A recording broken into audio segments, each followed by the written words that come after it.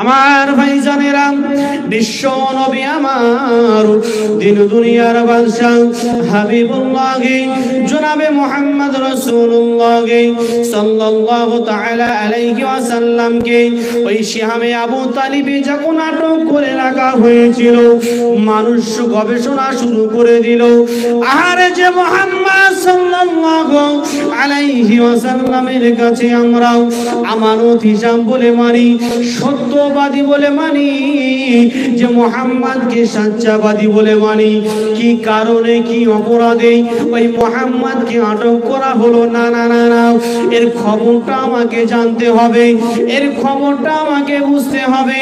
ও ভাইজানেরা, দুনিয়ার জমিনে দেখবেন যখন মানুষের আইন করে দেয় পাগল যায়, আমাদের দেশ গ্রামের বাচ্চারাও ছুটে ছুটে ছুটে ছুটে ওই পাগলের পিছনে নানান রকমের কথা বলে, কিন্তু মুহাম্মদ সাল্লাল্লাহু আলাইহি ওয়াসাল্লামকে যখন পাগল বলে ঘোষণা করে দিল, মক্কার মানুষেরা গবেষণা শুরু করলো, আহারে কেমন পাগল দেখতে হবে। আল্লাহর রাসূলের কাছে যখন গেল, আল্লাহর রাসূল সুমধুর ভাষায় যখন কোরআন তেলাওয়াত করে, চুলটা কত সুন্দর, পোশাকটা কত সুন্দর, মানুষ দেখে বলতে লাগলো, না না না না, ইনি কোনো পাগল নয়, ইনি হলেন বিশ্ব নবী। জোরে বলুন সুবহানাল্লাহ।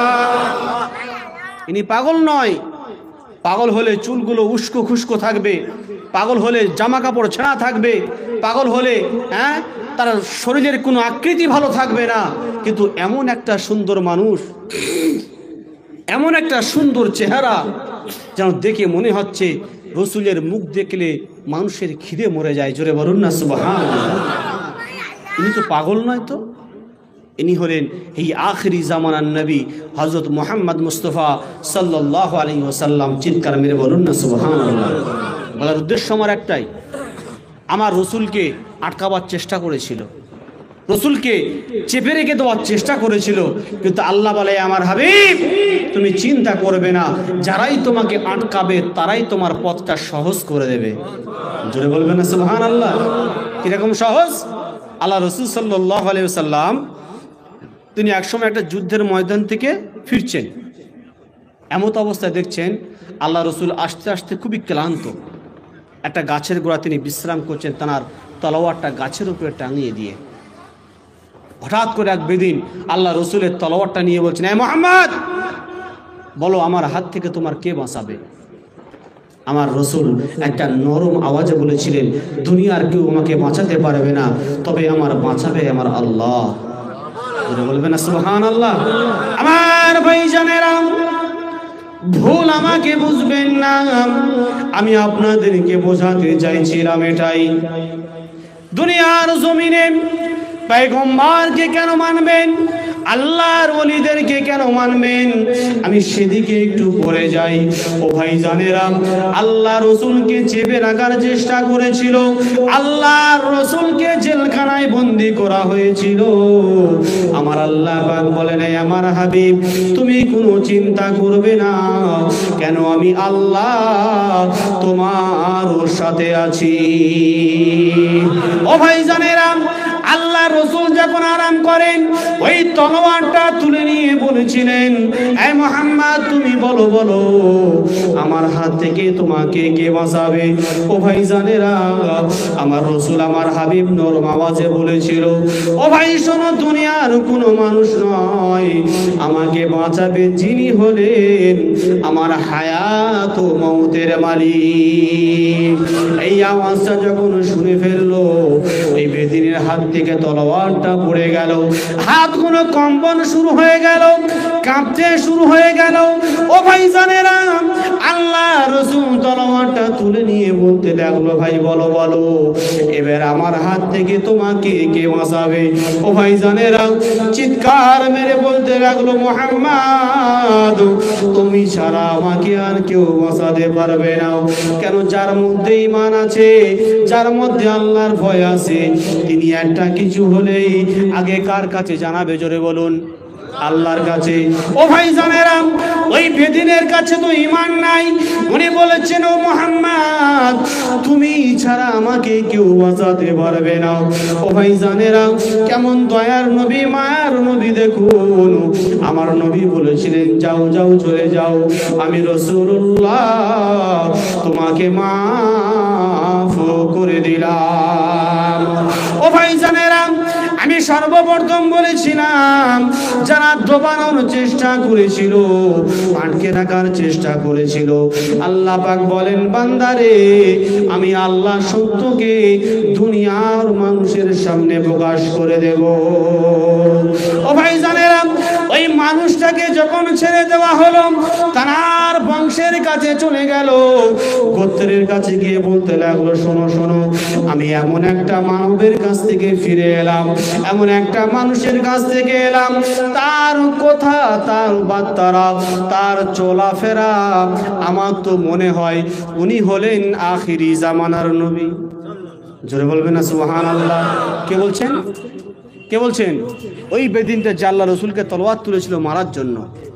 আমার ভাই জানেরা, তার সমস্ত গোত্রের লোকগুলোকে একত্রিত করলেন, করে তিনি প্রচার করছেন। দেখুন কেমন করেন, বলতে লাগলেন, ভাই আমি এমন একটা মানুষের কাছে গিয়েছিলাম, ওই মানুষটার কথাবার্তারা, আখলাক, চরিত্রটা এমন, ব্যবহার আচারটা হলো এমন, আমার তো মনে হয় উনি হলেন আখিরি জামানার পয়গম্বর। সমস্ত গোত্রের লোকগুলো নিয়ে আমার রাসূলুল্লাহর কাছে ছুটে ছুটে চলে গেল। আমার রাসূলের কাছে গিয়ে আমার রাসূলের হাতে হাত দিয়ে কলমা পড়ে মুসলমান হয়ে গেল। প্রচার করেছে কে? জোরে বলুন। বাধা দেওয়ার চেষ্টা করেছিল, রাসূলকে মারার চেষ্টা করেছিল। ও ভাই জানেরা, আমার বলার উদ্দেশ্য হলো এটাই, জামানার মুর্শিদ আল্লামা সুফি মুফতি আজান গাজী রহমাতুল্লাহ আলাইহিকে তানাকেও চেপে রাখার চেষ্টা করেছিল, তানাকে মেরে ফেলে দেওয়ারও চেষ্টা করেছিল। কিন্তু আল্লাহ বলে, বান্দা তুমি চিন্তা করবে না, কেন আমি আল্লাহ সালিহিন বান্দাদের সাথে আছি। জোরে বলো। ও ভাই জানেরা, ওই বাগমানের জমিনে জামানার মুর্শিদ আল্লামা সুফি মুফতি আজান গাজী রহমাতুল্লাহ আলাইহি যখন সুদের বিরুদ্ধে বলতে লাগলো, বলেন তো যারা চোর, সামনাসামনি চোর বললে রাগ করবে কিনা? কথা বলুন। যখন সুদের বিরুদ্ধে বলতে লাগলো, কিছু কিছু মানুষের গায়ে জ্বালা পড়ে গেল, যে এই ফকির বাবাকে যদি এখানে রাখি ব্যবসা চটে উঠে যাবে। কি বললো? এই ফকির বাবাকে যদি রাখি আমাদের ব্যবসা চটে উঠে যাবে। কেন? ইনি জিয়ারে সুদের বিরুদ্ধে বলতে লাগলো, ইনি জিয়ারে হারাম হালালের বিষয় বলতে লাগলো, মনে হয় এখানে এনাকে রাখা যাবে না। আমার ভাই জানালা, বোন আমাকে বুঝবেন না, ওই জামানার মুর্শিদ আল্লামা সুফি মুফতি আজান গাজী রহমাতুল্লাহ আলাইহিকে আঘাত করা হয়েছিল মাথায়, আর এমন আঘাত করেছিলেন মাথা দিয়ে ফিসকিরি দিয়ে রক্ত বার হচ্ছিলেন, কিন্তু আমার জামানার মুর্শিদ তাদের জন্য বদদোয়া করেনি। জোরে বলুন না সুবহানাল্লাহ। আমি বলেছিলাম কি যে আজান গাজী রহমাতুল্লাহ আলাইহির আদর্শিত তারা সবাই জান্নাতি। জোরে বলুন। কেন? আমার আজান গাজী রহমাতুল্লাহ আলাইহি তিনি হলেন আমার রাসূলের আদর্শিত। জোরে বলুন না সুবহানাল্লাহ। কিরকম? আমরা সকলে জানি যে আমার রাসূল তায়েফে গিয়েছিলেন কলমা প্রচার করতে, রাসূলকে পাথর নিক্ষেপ করা হলো, রাসূলকে রক্তাক্ত করা হলো। আমার রাসূলের কাছে ফেরেশতার সামনে গিয়ে, রাসূল, ওগো আল্লাহর পয়গম্বর, আপনি বলুন, আপনি যদি বলেন তাহলে এই তায়েফবাসীদের পাহাড় এক জায়গায় করে ওদের শেষ করে দেবো। আমার রাসূল বলেছিলেন, আমি দুনিয়াতে আল্লাহ আমাকে পাঠিয়েছে বদলা নেওয়ার জন্য নয়। জোরে বলবেন না? আমার ভাই জানেরা, জামানার মুর্শিদ আল্লামা সুফি মুফতি আজান গাজী রহমাতুল্লাহ আলাইহি তিনি চিন্তা করলেন, না না না না, ওদের জন্য আমি বদদোয়া করব না, ওদের জন্য গালিগালাজ করব না।